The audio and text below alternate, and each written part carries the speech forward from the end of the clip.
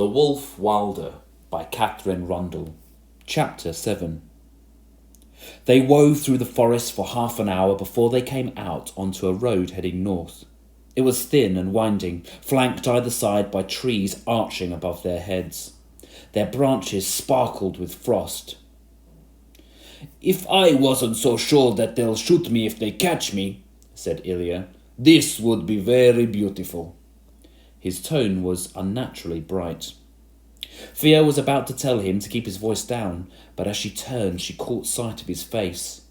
It was bluish, except his eyes, which were rimmed with the pink of sleeplessness. Already his lips were chapping in the wind, but he hadn't once complained. She forced a wide smile. "Don't worry, we'll shoot them first." "We don't have a gun." "You know, metaphorically. Metaphorically, we'll shoot them first." "I think I'd prefer to shoot people literally if I'm going to shoot them at all."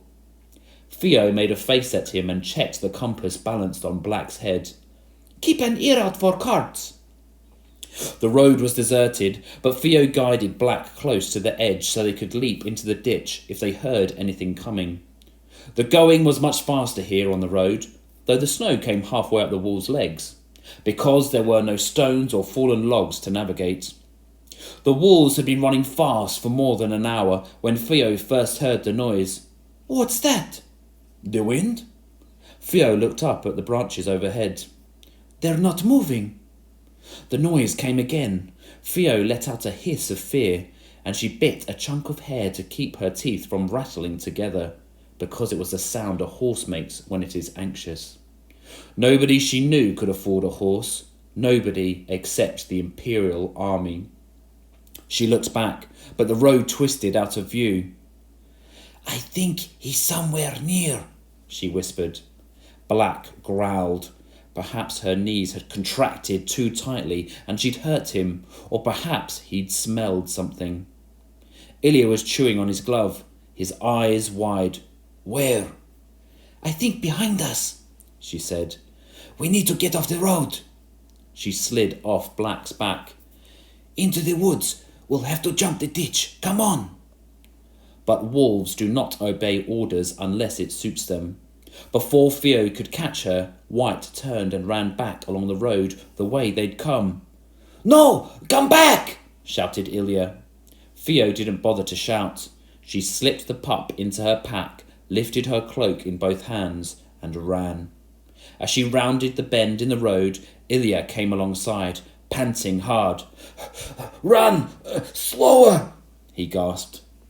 Black and Grey followed, running on each side of Theo, their rib cages bumping against her knees.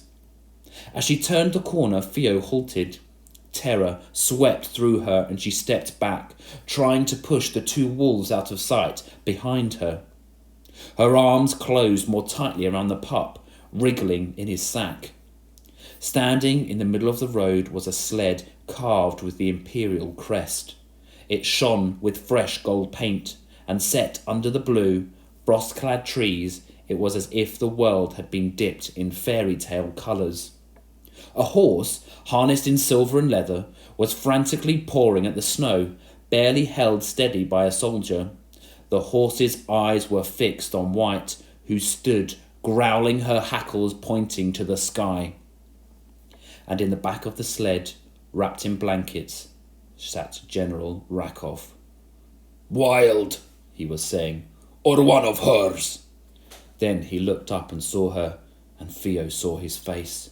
The skin on one side was puckered, swollen yellow and purple and green.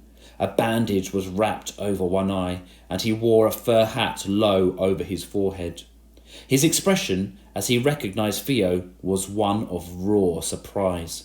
But as she watched, she saw the twist of triumph in the old man's lips. "The little wolf girl," he said. "I had forgotten you were so small."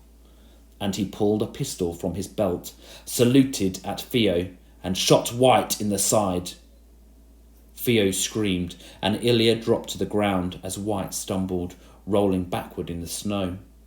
But before Theo could move, the wolf was scrabbling to her feet and staggering through the ditch and into the woods, a trail of red behind her. Panic gave wings to Theo's feet. She bolted, dropping straight into the ditch. The snow closed up to her neck and she gasped for air, scrabbling for footholds, crawling up the other side and into the woods. She heard Ilya panting, calling her name behind her. She reached back a hand without looking, seized him and dragged him farther into the woods, beating back low, snowy branches with her free fist. Black blurred past her, following White's bloody trail, but Grey followed more slowly, walking backward, her gums and teeth bared to whatever might be following. Once only Theo turned, just in time to see Rakoff mounted bareback on the black horse, urging it into the ditch. Its hooves scrabbled for purchase to mount the bank, and the younger soldier pushed its rump, forcing the horse up and into the woods. Rakoff barked an order, and 2 more shots rang out. Terror made the world turn broken and disjointed, and Theo saw only the trees ahead of her. She retched. Snow grabbed at her boots, and she concentrated only on running, dragging Ilya by the wrist, dodging around great white humps of bushes and beating the snowy world out of her way. Ilya was saying something, shouting something, but the bellow of terror in her eyes blocked out all sound and logic, and all she could do was run. It was the sight of White as they caught up with her that brought Theo to her senses. The wolf was staggering now, her hind feet dragging, and as Theo reached her, the wolf's legs gave way. Blood had stained her fur, pure satin red. Theo had not known, until then, that wolves can moan like humans. Theo took White's head in her arms and eased the wolf to lie on her side. Black ran on, then stopped too, looking back like an anxious father. Theo shook her head at him. She hunkered down in the snow and spat and dug her fists into the stitch at her side. Ilya hovered uneasily, his eyes staring. "Have we lost him?" Theo looked back at Grey. Her hackles stood up stiff as an iron railing. "No," she said. "Grey can smell him." She heaved a breath. "This can't be happening." "But it is happening, so what do we do?" The "we" was generous, Theo thought. It was her, after all, whom Rakoff was seeking, her face that had made his eyes light up with such a metallic shine of pleasure. "White can't run much farther," Ilya said. "Can one wolf ride another wolf? Could we put White on Black's back?" You could not, it turned out, make one wolf ride another. Ilya and Theo together tried to heave White to lie crosswise over Black's back. It was the nearest White had ever come to hurting Theo. She snarled and lashed out with her claws, clacking her jaws, and twisted back onto the ground. Black merely looked pained. Ilya's eyes were wide. "That's a firm negative, I think." He looked behind them, but the trees were too thick to see anything. "Theo, is he going to kill us?" "We won't let him," said Theo. She tried to sound strong and calm like Mama. She tried to suppress the roar of urgency in her blood to make a plan. "But if White can't run, we'll have to go where they can't follow us. Rakoff will be slow on foot, won't he?" "Well, he's old. I never seen him run, if that's what you mean." "In that case, we'll go where a horse can't." Theo stared around them. The trees looked down at her, calm and waiting. They gave her hope. It was like having an army of her own. This was her terrain, she thought. This was the land she knew. "There," said Theo. "That way. There's fir trees. They grow close." She helped White to her feet, and they went on, the 2 children and the 3 wolves, barely at a jog now, stopping and listening every few steps, navigating into the heart of the wood. Theo kept her hand on White's shoulder, feeling the exhaustion in every step. The neighing did not begin again until they were into the roughest and oldest part of the forest, where storms had knocked trees down years before and no woodsman had ventured deep enough to claim them for firewood. One giant oak sagged drunkenly against the other trees, its roots upended. The tree was leafless, but from it grew a curtain of icicles, some as thick as Theo's arm. As they ducked under it, an icicle fell, smashing on the ground, sending Black darting sideways and snuffing angrily. It gave Theo the first nudge of an idea. "I want to do something here. Will you take the wolves on?"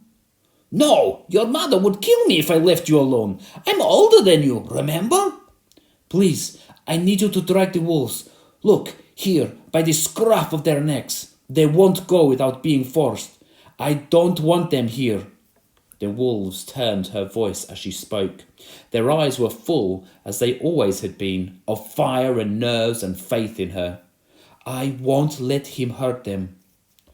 "They're wolves." He looked at her, as if she suggested something unreasonable. "Won't they eat me if I try to drag them?" "I don't think they will. They know you well enough now." "Probably." Ilya licked his lips. "Probably?" "Please, quickly, and the pup too. Here, he's in my sack. There's a hole in that bramble bush, there, at the bottom. If you take them through that, you'll be hard to follow." He stared from Theo to the bramble bush, which rose leafless, 8 feet tall, sprawling between the trees. "That's a mouse hole." "No, it's a fox path. It'll be wider than it looks if you beat the snow away, I swear." She did not wait to watch them go, but began digging under the snow for stones. It wasn't easy, and her gloves were soon soaked, but she found 4 good-sized rocks. She dropped them into her hood. Then she ran to a fir tree and heaved herself into its branches, kicking against the trunk for purchase and moving as slowly as she dared, so that the snow would help to block her from view. This, at least, was familiar. The wood under her hands and feet, the widening view, the scent of ice and pine. She could see bushes shake as Ilya led the wolves in an unsteady parade through the undergrowth, and in the opposite direction, the movement of branches. The horse came into sight as if onto a stage. Rakov's face was set, with traces of sweat at his neck and lips. He guided the horse straight for the curtain of icicles. Theo said a prayer to the saints of good aim and wild ideas. She hurled her stone, not at the horse, but at the oak tree. The first went wide, landing soundlessly in the snow, but the second hit an icicle at its root. It dropped. Rakov reined in his horse and looked up, frowning. She threw another stone, and then another, her aim growing sharper, breathing hard and leaning out from the tree with one arm wrapped around the branch.